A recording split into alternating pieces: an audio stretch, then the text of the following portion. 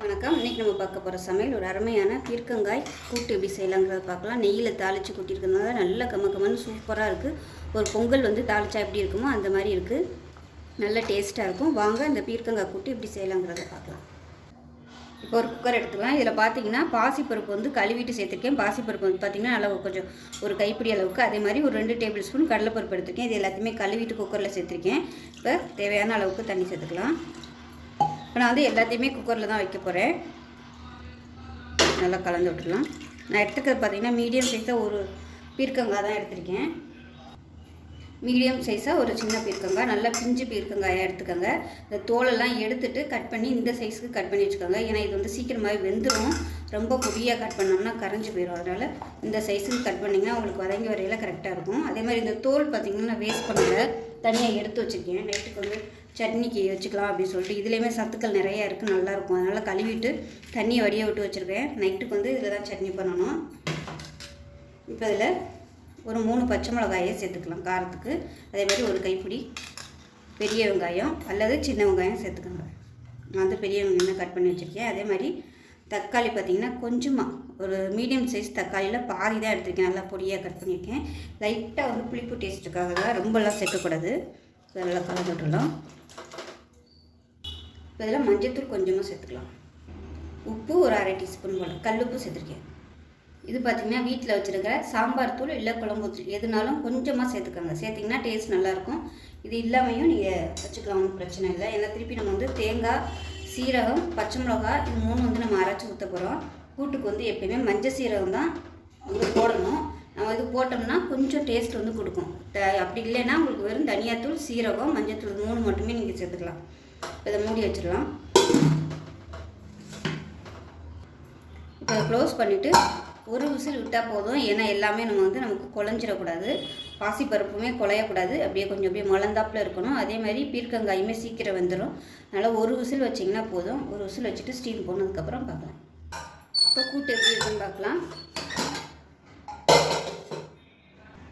இப்போ நமக்கு கரெக்டான அளவில் வந்திருக்கு பாருங்கள். பாசிப்பருப்புலாம் ரொம்ப குழையலை, ஆனால் அதே சமயம் நல்லா மலர்ந்து போய் வந்திருக்கு பாருங்கள். கடலைப்பருப்புமே நல்லா அப்படியே கட் ஆகுது, சூப்பராக வந்துருச்சு. ஒரு விசிலுக்கு மேலே வச்சோம்னா இது ரொம்ப அப்படியே குழஞ்சி போகும். இப்போ பார்த்திங்கன்னா நல்லா சாஃப்டாக இருக்குது பாருங்கள். நல்லா சூப்பராக வந்துருச்சு ஒரு விசில். இது ஈஸியான ஒரு மெத்தட். பிகினர்ஸ்க்கெலாம் சமைக்கிறவங்களுக்கு இந்த மெத்தட் ரொம்ப ஈஸியாக இருக்கும். ஆனால் எப்போயுமே கூட்டு வைக்கிறப்ப மட்டும் தண்ணியை மட்டும் கொஞ்சம் பார்த்து நம்ம ஊற்றிக்கணும். ஏன்னா கூட்டு நீர் காய்கறியில் தான் கூட்டு வைப்போம். அப்போ அதுவே தண்ணி விட்டு வரும். அதனால் தண்ணி மட்டும் பார்த்து நம்ம கவனமாக ஊற்றணும் கொஞ்சமாக. இப்போ தேங்காய் அரைச்சி வச்சுருக்கேன். தேங்காய், சீரகம் போட்டு அரைச்சி வச்சுருக்கேன். ரொம்ப நைஸாலாம் அரைக்கக்கூடாது. கூட்டுக்கு எப்போயுமே நைஸாக அரைச்சோம்னா வழுக்குன்னு இருக்கும். அதனால் இப்போ ஒன்றும் அதிகமாக நரன்னு இருக்கிற மாதிரி அரைச்சிக்கிட்டோம்னா நல்லாயிருக்கும். இப்போ அதை சேர்த்துக்கலாம். நான் பச்சை மிளகாய் நறுக்கி போட்டதுனால இதில் போடலை. இல்லைன்னா நீங்கள் இதிலே கூட அரைச்சிட்டு கூட சேர்த்துக்கலாம். சேர்த்துட்டு இப்போ கொதிக்க விட்டுலாம். மீடியமான ஃப்ளேமில் கொதிக்க. இப்போ கேஸ் ஆன் பண்ணிவிட்டு கலந்து விட்டுட்டு மீடியமான ஃப்ளேமில் கொஞ்சம் அப்படியே அந்த தேங்காவோட பச்சை வாசனை போகிற அளவுக்கு கொதிக்கட்டும். இதில் விருப்பம் இருந்தால் நீங்கள் அந்த ஒரே ஒரு சின்ன வெங்காயம் கூட சேர்த்துக்கலாம். அது ஒரு நல்ல ஒரு ஃப்ளேவராக இருக்கும். பச்சை மிளகாய்க்கு வரமிளகாயும் சேர்த்துக்கலாம். ஒருவேளை பச்சை மிளகாய் இல்லை அப்படின்னா வரமிளகாய் கூட நீங்கள் சேர்த்துக்கலாம். ஒருவேளை உங்களுக்கு ரொம்ப அப்படியே தண்ணியாக இருக்குது அப்படின்னு நினச்சிங்கன்னா கொஞ்சமாக பொட்டுக்கடலை கலந்துக்கிட்டிங்கன்னா உங்களுக்கு நல்லா அப்படியே கெட்டியாக வந்துடும். இல்லாட்டி வறுத்து வச்சுருக்கிற உளுந்து இருந்துச்சுன்னா கூட நீங்கள் அரைக்கையில் அதையும் சேர்த்து தேங்காயோட அரைச்சி ஊற்றுனீங்கன்னா, ஐயர் வீட்டிலலாம் இந்த மாதிரி தான் வைப்பாங்க. உளுந்து தான் சேர்ப்பாங்க கூட்டுக்கு கெட்டியாக வர்றதுக்கு. அது கூட நீங்கள் சேர்த்துக்கலாம். இப்போ மீடியமான ஃப்ளேமில் நல்லா கொதிக்க விட்டாச்சு. நல்லா கரெக்டான அளவில் வந்துருச்சு. இப்போ தாளிச்சு விட்டுலாம். இப்போ தாளிக்கிற பேன் எடுத்துக்கலாம். நெய் கொஞ்சமாக விட்டுக்கலாம். கூட்டுக்கு நெய் சேர்த்திங்கன்னா நல்லாயிருக்கும். இல்லைன்னா தேங்காய் எண்ணெய் சேர்த்துக்கலாம், நல்லாயிருக்கும். இப்போ கொஞ்சமாக எண்ணெய் விட்டுக்கலாம். 2 வரமிளகாய் சேர்த்துக்கலாம். அதோட 1 டீஸ்பூன் கடுகு, 1 டீஸ்பூன் சீரகம் சேர்த்துக்கலாம்.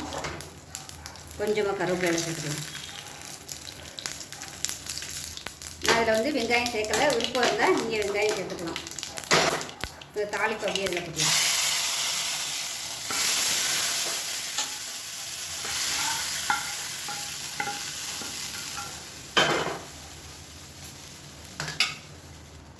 இப்போ மேலாப்பில் கொத்தமல்லியில் நிறைய சேர்த்துக்காங்க.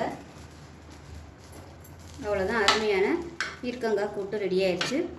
இது கொஞ்சம் ஹெல்த்தியாக சாப்பிட்ணுன்னு நினச்சிங்கன்னா இட்லி, தோசை, சப்பாத்தி, சாதம் எல்லாத்துக்குமே இது சூப்பராக இருக்கும் காம்பினேஷன். சாதத்தில் போட்டு நல்லா பரட்டி சாப்பிட்டிங்கன்னா அவ்வளோ அருமையாக இருக்கும். சுகர் பேஷண்ட்டாக இருக்கிறவங்க பீர்க்கங்காய் வந்து எடுத்துக்கிட்டிங்கன்னா சுகர் வந்து நல்லா கண்ட்ரோல் ஆகும். டெய்லி இந்த மாதிரி பீர்க்கங்காய் கூட்டு, துவையல், சட்னி இது மாதிரி செஞ்சு சாப்பிட்டிங்கன்னா உங்களுக்கு சுகர் வந்து நல்லா கண்ட்ரோல் ஆகும். ரொம்பவும் ஆரோக்கியமான ஒரு ரெசிபி. கண்டிப்பாக செஞ்சு பாருங்கள். ரொம்ப ஈஸியான மெத்தடு.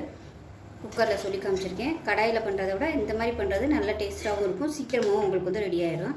அவ்வளோதான். செஞ்சு பாருங்கள். செஞ்சு பார்த்துட்டு எப்படி வந்துச்சுங்கிறத சொல்லுங்கள். வீடியோ பிடிச்சிச்சுன்னா லைக் பண்ணுங்கள், கமெண்ட் பண்ணுங்கள், சேனலை சப்ஸ்கிரைப் பண்ணுங்கள், பக்கத்தில் உள்ள பெல் பட்டனையும் ப்ரெஸ் பண்ணுங்கள். நன்றி.